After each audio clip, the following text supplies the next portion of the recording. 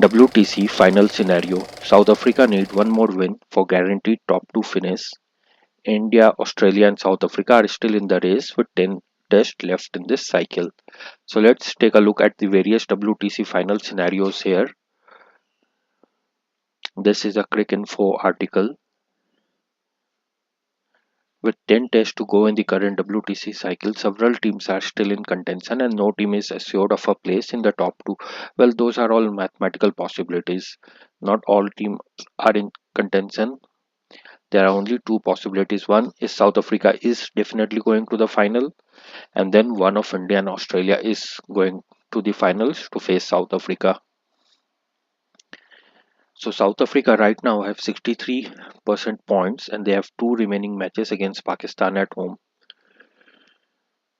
So their win against Sri Lanka has catapulted them to the top of the WTC final. To secure a place in the final, they only need to win one of their two remaining tests against Pakistan, and even if they lose a match, they will end up on 61.1% points, with only one of India or Australia in a position to overtake them. So they are assured of they just need to win at least one match and they are assured of a place in the final. In all likelihood, they would win that series 2-all and will finish on 69% points. Even if they win one with one draw, they would finish on over 64% points. So they are going to the finals. If both of their tests are drawn, then they would finish on 58.33 points. If India beat Australia 3-2 and Australia win both tests in Sri Lanka, then both Australia and India can go past. Okay, so in that case, they both matches have to be drawn, and that can only happen by heavy rain because draw is a rarity these days. In this entire calendar year, there has been only a single drawn test match, and that was also rain affected. That was South Africa versus West Indies. If South Africa were to lose 1-0, then they would have to hope that Australia win no more than two of their remaining five tests, or India get no more than a win and a draw for their remaining three tests in Australia.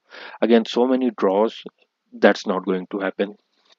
These are all mathematical probabilities, but in all likelihood, this is not going to happen.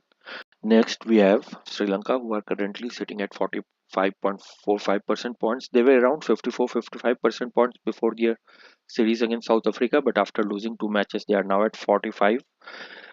So even if they win both their tests against Australia, they would finish only on 53% points. That's not enough, which would then leave them at the mercy of other results, as South Africa and one of India or Australia can go past that score easily. India would need a win and a draw, while Australia would need two wins for both teams to finish below 53.85. Again, mathematical probabilities, all this. For both teams to finish below 53.85, Australia would need to win the series 2-1 with two draws. For both teams to finish below 53.85, Australia would need to win 2-1. The series is already 1-1, so it means that Australia win one of the remaining three tests between India and Australia, and there would be two draws. And South Africa to finish below 53.85, they would have to lose both tests against Pakistan. Against all of these are hypothetical probabilities, hypothetical possibilities. This is not going to happen. In all likelihood, Sri Lanka is out of it. South Africa is going to win against Pakistan at least one test match, and they are going to secure their place in the final. So this is the current standing of the four teams which are in race. And once again, I said there are only three teams which is in race. Sri Lanka is not in the race right now. South Africa is at 63% points. Australia currently at 60. India at 57. So think of it in this way. Australia right now has five matches left. If they win three of those, they would get exactly 60% points, and so they will retain their average of 60 points something points. If India win two matches out of their remaining three, then they will score 66% points, and so this 57.29 will go slightly up and will reach in 61 overall 61% territory. And Australia, if they lose all three matches of the series, then they would have get only 40% of the remaining points, so their 60 would come down. So the best bet here right now for India is to win 3-0, but that is very difficult against Australia, but not impossible. So here is India's possibility. Currently, we are at 57.29% points. To be certain of a place in the final, India need 2 wins and a draw from their 3 remaining tests in Australia. So if they win 2 and take a draw, the 2 win would be 24 points and a draw is additional 4 points, so that is 28 points. And so our percentage would go up, give up 60%. That would take them to 60.53% and assure them of at least second place behind South Africa, as Australia can only finish on 57 even with a 2-0 win in Sri Lanka. If India were to win the series 3-2, they would finish on 58.77, and Australia could still finish below them if they beat Sri Lanka 1-0.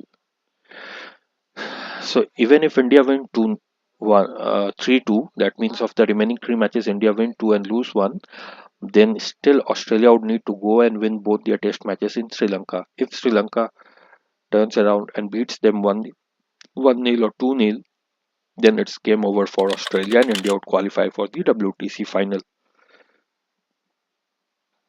So it's good. It's good for India. If India were to lose 2-0, if India were to lose 2-3, then they would finish on 53.51, in which case Australia, Sri Lanka and South Africa can all surpass them. See, if you lose 2 of the remaining 3 matches, then we really can't expect to qualify. Should we? I mean, we have lost against New Zealand 3-0, then you go to Australia and you lose the series there as well. How are you going to qualify with 6 losses of your last 8 test matches? So in that case, all 3 teams will finish above India. So India has no choice but to win at least 2 of the remaining 3 matches. For them to qualify with that score, they would need South Africa to lose both tests against Pakistan and hope that Australia get at least a draw in Sri Lanka again. All of these are mathematical stupidities. For Pakistan, Australia can turn around and Australia and Sri Lanka series can end 1-1. That's okay. Or either team can win 2-0. But to expect Pakistan to win 2-0 against South Africa, it's stupidity really, isn't it? South Africa are currently in good form as well. They are known to be chokers, but they will choke in WTC final, not in a bilateral series against Pakistan. Now Australia, they need 2 wins in their remaining 3 test matches against India to be assured of a place. So if Australia wins this series 3-2, they are going to the finals and playing South Africa. If India wins 3-2, then we are still in this. In that case, a 3-2 win, even if they were to lose both tests in Sri Lanka, they would finish on 55.26, higher than India's 53 and Sri Lanka's 53. That would secure them at least a second place behind South Africa. Okay.